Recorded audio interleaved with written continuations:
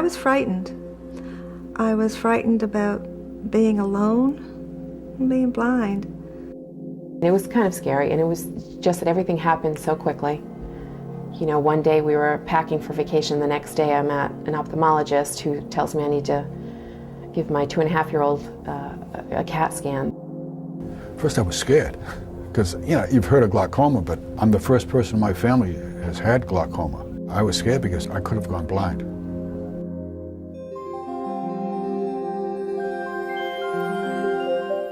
Vision is one of the most important things to people in their lives. When we think about blinding diseases and how we might come up with treatments for them, we have to understand how much vision means to the people that we're treating. Eyes, preventable and curable blindness. That's what we, the Lions, are all about. And how important it is that we answer Helen Keller's plea to eradicate blindness throughout the world. And how many millions of people today have their vision because of our efforts.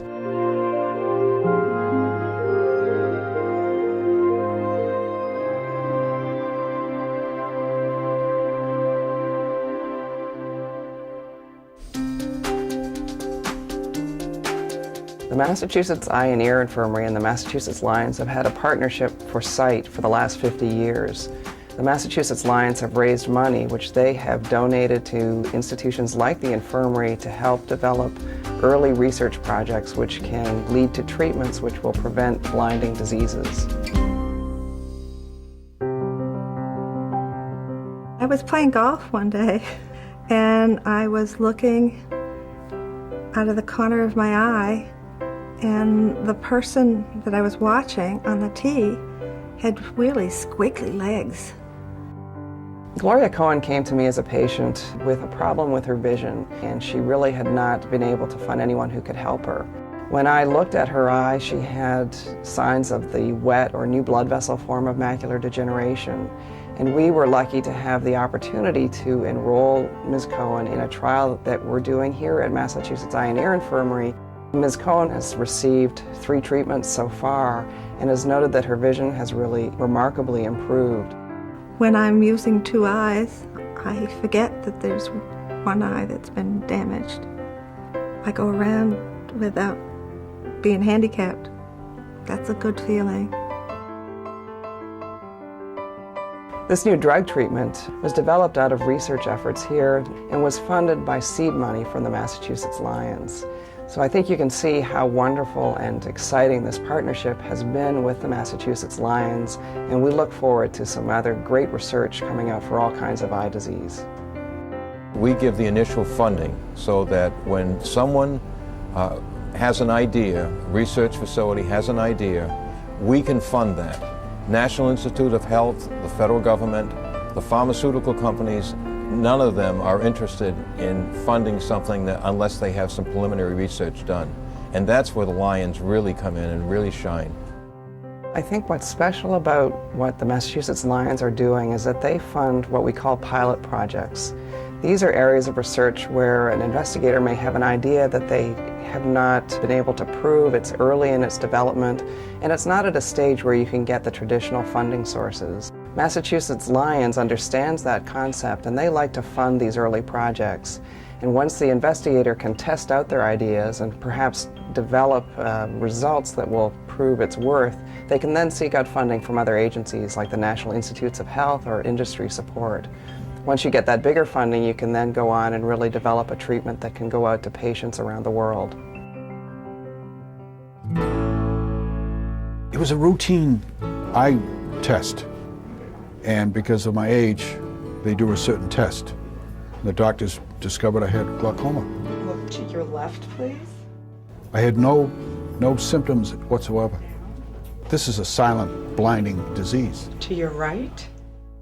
In Mr. York's case, the left eye is the eye that has been a problem for him.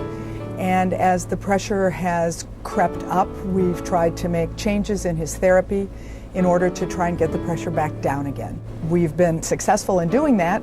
And in fact, on his recent check, the pressure was the same in the left eye as it was in the right eye, and the right eye at this point at least does not have glaucoma. So we're quite pleased with that, and the goal will continue to be to keep the eye pressure well controlled in order to try and prevent any further damage that that pressure might cause to the eye.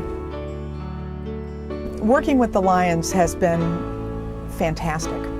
I am amazed and feel very honored that the monies that they raise goes to eye research, and it's a true partnership.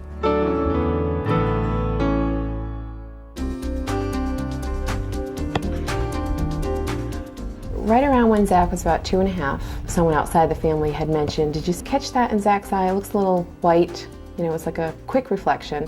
We saw it one evening and I just thought it was the light playing a trick. And I thought, well, I'm going to call and just have it checked out.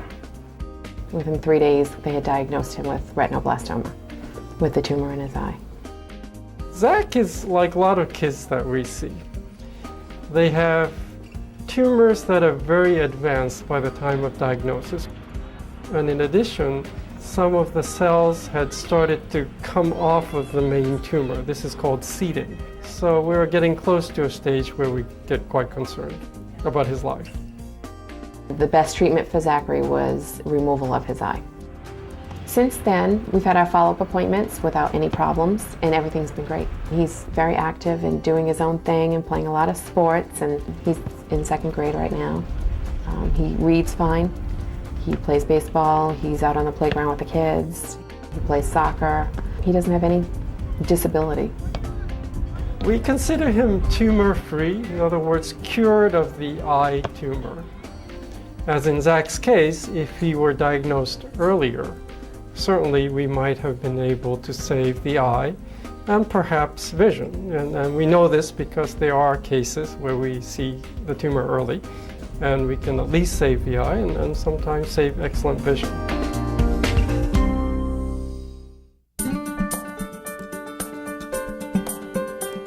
Although we have some excellent treatments, we also have a long way to go.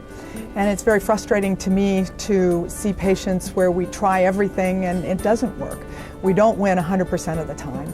And those types of experiences are what motivate all of us to come to the laboratory to try and understand more about the diseases that we treat and to try to envision and come up with treatments that could help our patients more than what we have now.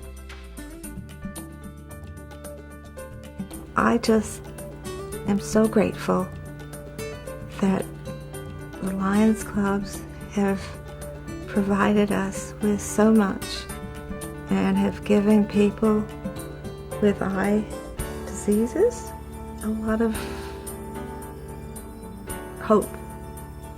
I want to say thank you and just keep up the good work.